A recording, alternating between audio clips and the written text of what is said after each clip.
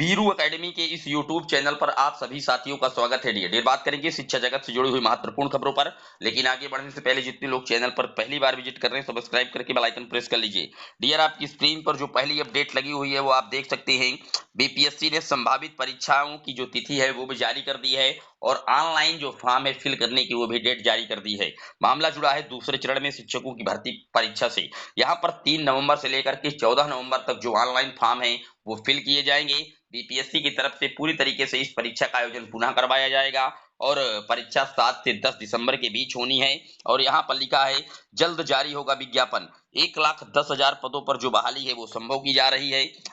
70,000 की अधियाचना शिक्षा विभाग ने भेजी है और 40,000 से अधिक सीटें खाली रह गई हैं पहले चरण की भर्ती में।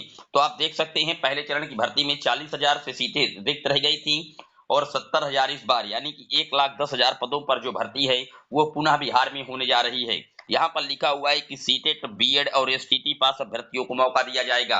इस बार सीटेट बीटेट एसटीटी बीएड पास अभ्यर्थियों को मौका मिलेगा। इस चरण में प्रारंभिक यानी कक्षा 1 से 5 की कोई भर्ती नहीं है, यानी कि प्राथमिक स्तर पर कोई भर्ती नहीं इस बार निकाली जा रही है। केवल 6 से लगा करके 12वीं तक की जो शिक्षक भर्ती है उसका आयोजन किया जा रहा है। अब अभ्यर्थियों के बार बार कमेंट आ रहे हैं कि सर हमारे पास जूनियर का जो सीटेट है क्वालिफाइड नहीं है, क्या हमको अपेयरिंग में चांस दिया जाएगा? चूंकि बता दूं कि सीटेट का जो नोटिफिकेशन है दिसंबर वाला वो निश्चित तौर पर नवंबर में आ जाएगा, फर्स्ट वीक या सेकंड वीक तक आ जाएगा और तभी तक इसके फॉर्म भी फिल होना है।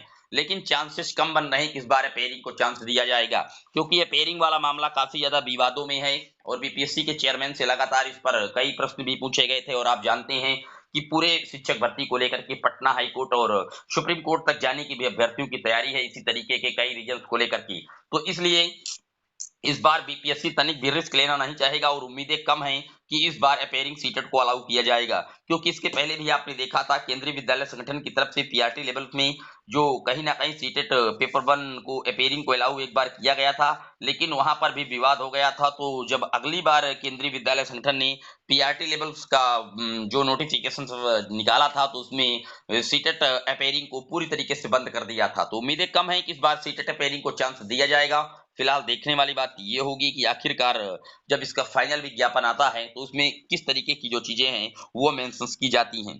बात कर लेते हैं अगली अपडेट की। तो अगली अपडेट बीपीएससी 7 से 10 दिसंबर तक परीक्षाएं लेगा।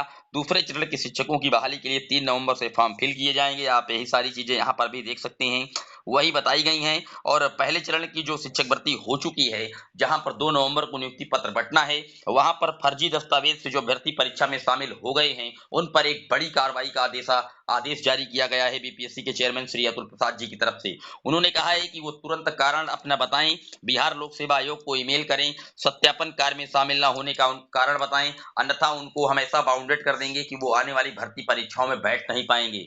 किस तरीके से उन्होंने फर्जी तरीके से एग्जाम में बैठे और अब डॉक्यूमेंट वेरीफाई में क्यों नहीं आ पा रहे हैं, इस तरीके से काफी ज्यादा जो तीखे सवाल हैं वो लगातार बीपीएससी के चेयरमैन की तरफ से पूछे जा रहे हैं। फिलहाल कारण बताना होगा अभ्यर्थियों को जिन्होंने एग्जाम में बैठे थे और पास हो गए, क्वालिफाई कर गए, लेकिन अब वो डॉक्यूमेंट वेरिफिकेशन में नहीं पहुंच रहे हैं। इससे कहीं ना कहीं जो सीटें हैं वो भी रिक्त रह जाएंगी, जो अभ्यर्थी पास होकर के सिलेक्ट होकर के वहां पर नहीं पहुंच पा रहे हैं। शासन स्तर पर इस पर भी निर्णय होना बाकी है कि वो सीटें वेटिंग लिस्ट से भरी जाएंगी या नई शिक्षक भर्ती में ऐड करके भरी जाएंगी। बात कर लेते हैं अगली अपडेट की। तो अगली अपडेट डियर आप देख सकते हैं उत्तर प्रदेश में जो पीईटी का एग्जाम है वो आज और कल दो पालियों में होना प्रस्तावित है और उसके लिए इस बार पहली बार जो फेस रिकॉग्निशन अटेंडेंस का भी व्यवस्था की गई है, ताकि जो जालसाज हैं, धांधली करवाने वाले हैं, अभ्यर्थी दूसरे की जगह बैठ करके एग्जाम देते हैं, उन पर शासन स्तर से नकेल लगाई जाए और इसके लिए फेस रिकॉग्निशन अटेंडेंस की व्यवस्था की गई है। फिलहाल पीटी का एग्जाम क्वालिफाइड करने के बाद आप अधीनस्थ सेवा चयन आयोग से ग्रुप सी की भर्तियों के लिए पूरी तरीके से अलाउ हो जाते हैं, डियर वैलिड हो जाते हैं। पीटी एग्जाम को देखते हुए शासन स्तर से विशेष ट्रेनें और बसों का जो संचालन है वो भी किया जा रहा है, ताकि जो अभ्यर्थी हैं उनको किसी भी प्रकार से सेंटर्स में आने जाने में जो व्यवस्था है वो ना होने पाए। बात कर लेते हैं अगली अपडेट की। तो अगली अपडेट उत्तर प्रदेश से जुड़ी है। कक्षा 1 से 5 के जो टीचर्स हैं उनका प्रमोशन अब जूनियर में किया जा रहा है और इसके लिए 8 नवंबर तक की डेट भी दे दी गई है कि 8 नवंबर तक आप इनका प्रमोशन कर लीजिए। उसके बाद निश्चित तौर पर प्राथमिक स्तर पर शिक्षकों की और भारी कमी हो जाएगी। इसके पहले भी कमियां हैं, आप जानते हैं, आए दिन रिपोर्ट आती रहती हैं। 51,001 दोबारा पदों का रिक्त होने का खुद हलफनामा योगी आदित्यनाथ जी ने सुप्रीम कोर्ट में दिया था।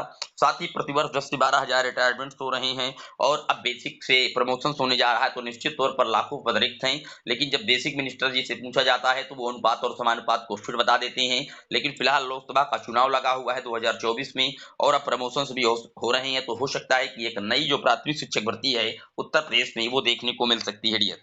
बात कर लेते हैं अगली अपडेट की, तो अगली अपडेट डियर आप देख सकते हैं, लोक सेवा आयोग के जरिए होगी समूह का व खास श्रेणियों के अधिकारियों की भर्ती। मामला जुड़ा हुआ है उत्तर प्रदेश के सड़क परिवहन विभाग से। यहाँ पर जो अधिकारियों की भर्ती है, चाहे वो अनुभवी सलाहकार हों, अब इनको सबको लोक सेवा आयोग के माध्यम से ही रखना पड़ेगा डियर। अब बात कर लेते हैं अगली अपडेट की, तो अगली अपडेट डियर देख सकते हैं, उत्तर प्रदेश में पुलिस अधिकारियों से जुड़ी है, पुलिस कर्मियों से जुड़ी है। पुलिसकर्मी जिनकी उम्र 50 वर्ष हो चुकी है, उन सबको सेवानिवृत्त कर दिया जाएगा और इनकी जो अब नौकरी की उम्र है उसको घटा करके 50 वर्ष कर दिया गया है। तो पुलिस विभाग में जो उम्र थी 62 वर्ष सेवा देने की, अब उसको कम करके महज 50 वर्ष कर दिया गया है और 50 वर्ष में ही पुलिस कर्मचारियों की जो सेवानिवृत्ति है उसका आदेश फाइनल कर दिया गया है डियर। उम्मीद करता हूं सारे डाउट क्लियर हुए होंगे। ये शिक्षा जगत से जुड़ा हुआ दैनिक वीडियो था, कैसा लगा? कोई राय अगर आपकी है इस वीडियो पर कमेंट बॉक्स में मेंशन कर दीजिएगा। फिर मिलेंगे एक और वीडियो में, तब तक के लिए जय हिंद, जय Bharat, love you guys, Vande Mataram.